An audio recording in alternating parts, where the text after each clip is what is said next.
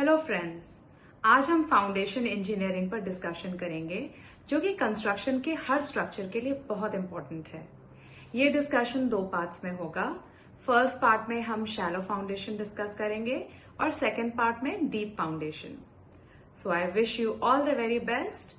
Thank you. Structure में foundation के एक इम्पॉर्टेंट रोल है।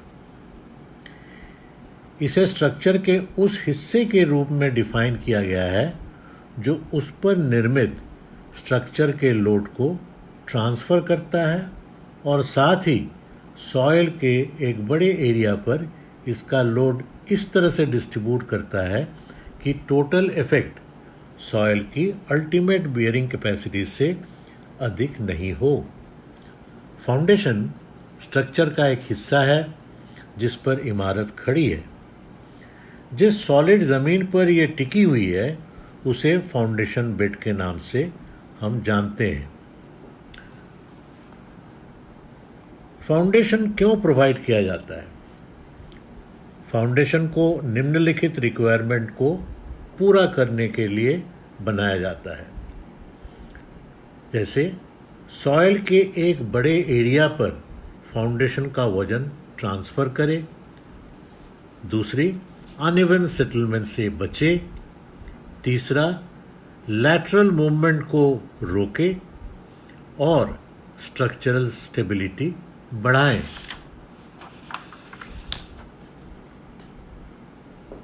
अब फाउंडेशन फुटिंग्स बहुत प्रकार के हैं। जैसा कि हम जानते हैं कि सॉइल विभिन्न प्रकार के होती है और प्रत्येक प्रकार के सॉइल के लिए सॉइल की बियरिंग कैपेसिटी अलग होती है। स्ट्रक्चर के लिए सॉइल प्रोफाइल, स्ट्रक्चर के शेप, स्ट्रक्चर के लोड, इनके आधार पर इंजीनियर डिफरेंट तरीके के फाउंडेशन चुनते हैं। अब हम टाइप ऑफ फाउंडेशन पर चलते हैं। जनरली सभी फाउंडेशन को 2 श्रेणियों में विभाजित किया जाता है, शैलो फाउंडेशन या दूसरा है डीप फाउंडेशन। शैलो और डीप फाउंडेशन सब सॉइल की डेप्थ को रिलेट करते हैं जिस पर फाउंडेशन रखा जाता है। आमतौर पर यदि फाउंडेशन की चौड़ाई गहराई से अधिक है तो इसे शैलो फाउंडेशन से जाना जाता है। यदि चौड़ाई फाउंडेशन की गहराई से छोटी है तो इसे हम डीप फाउंडेशन से जानते हैं। डीप फाउंडेशन और शैलो फाउंडेशन को हम आगे समझेंगे और बात करेंगे। Shallow foundation. शैलो फाउंडेशन के डेप्थ कम है और ये इकोनॉमिकल है। ये लाइव स्ट्रक्चर के लिए सबसे पॉपुलर है। शैलो फाउंडेशन की कई प्रकार है जिसको हम आगे चर्चा करेंगे। अब हम बात करेंगे शैलो फाउंडेशन के विभिन्न प्रकार से हम जानकारी लेंगे।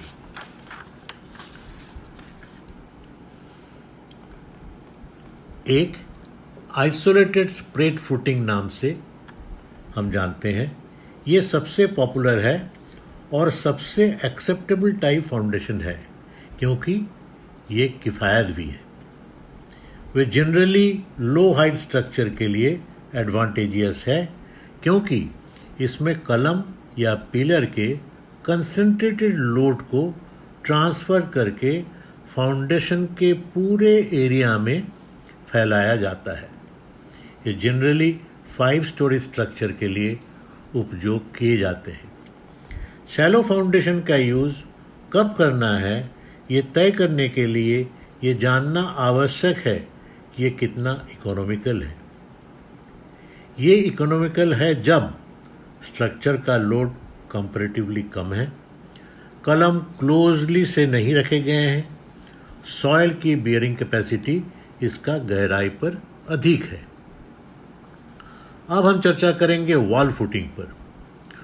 वॉल फुटिंग को कंटीन्यूअस फुटिंग में भी जाना जाता है।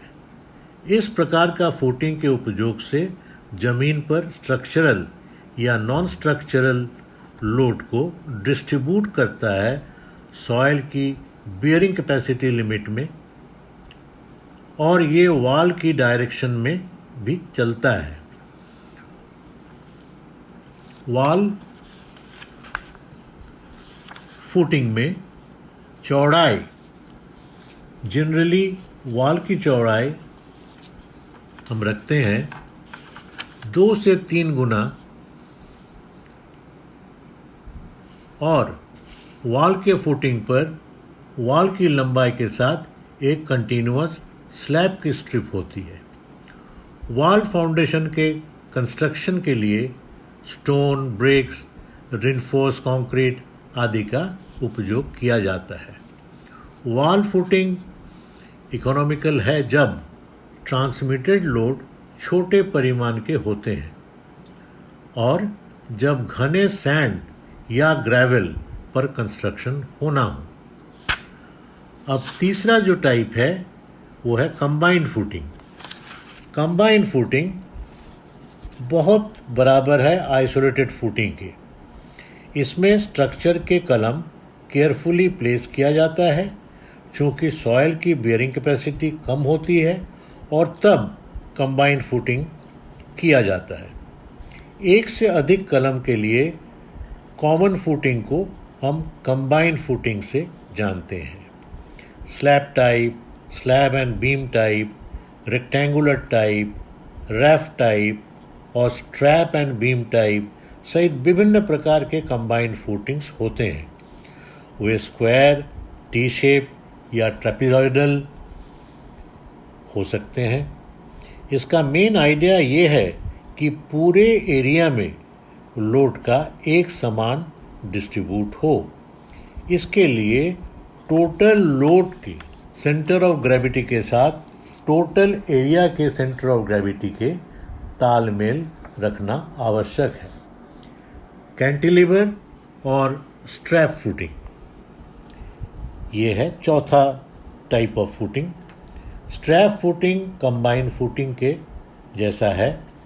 स्ट्रैप फुटिंग में कलम के नीचे फाउंडेशन इंडिपेंडेंट बनाई जाता है और एक स्ट्रैप बीम से उसे जुड़ा जाता है। जनरली जब बेस के एज प्रॉपर्टी लाइन से आगे नहीं बढ़ाया जा सकता है तब बाहरी फुटिंग को इंटीरियर फुटिंग के साथ एक स्ट्रैप बीम से हम जोड़ते हैं। उदाहरण के लिए इस प्रकार के फुटिंग को बाउंड्री वॉल में अपनाया जा सकता है। अगला जो है वो है रैफ्ट और मैट फाउंडेशन। फाउंडेशन का उपयोग होता है जहां अन्य शैलो या पाइल फाउंडेशन उपयुक्त नहीं है। ये उन स्थितियों में भी इम्प्लीमेंट किया जाता है जहां सॉइल की बियरिंग कैपेसिटी इनसफिशिएंट है और स्ट्रक्चर का लोड एक बड़े एरिया में डिस्ट्रीब्यूट करना होता है, और वहाँ भी जहाँ स्ट्रक्चर लगातार झटके या झटके के अधीन है, जैसे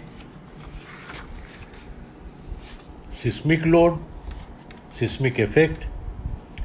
इस सब एरिया में इस प्रकार का फाउंडेशन का उपयोग बहुत अधिक होता है।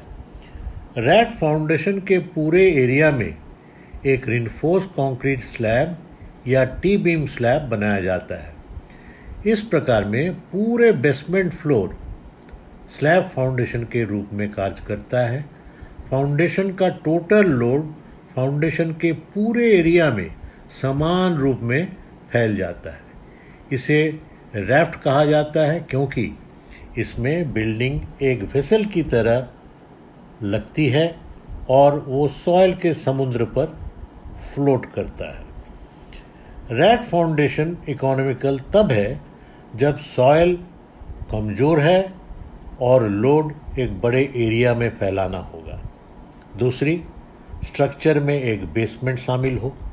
तीसरी, कलम क्लोजली से रखे गए हो। चौथी, अन्य प्रकार की फाउंडेशन पॉसिबल नहीं हो। पांचवी, डिफरेंशियल सेटलमेंट को रोका जाना है। और छठवीं एरिया सिस्मिक जोन में अगर पड़ता हो। तो आज आपको हमें अभी जो बताएं वो है शैलो फाउंडेशन के बारे में, जो कि आपके लिए उपयोगी होगा फाउंडेशन का जब आप डिसीजन लेंगे, किस तरह का फाउंडेशन किस टाइप के सॉइल में होगा और किस हालत में होगा, किस परिस्थिति में आपको फाउंडेशन के बारे में चुनना है। धन्यवाद।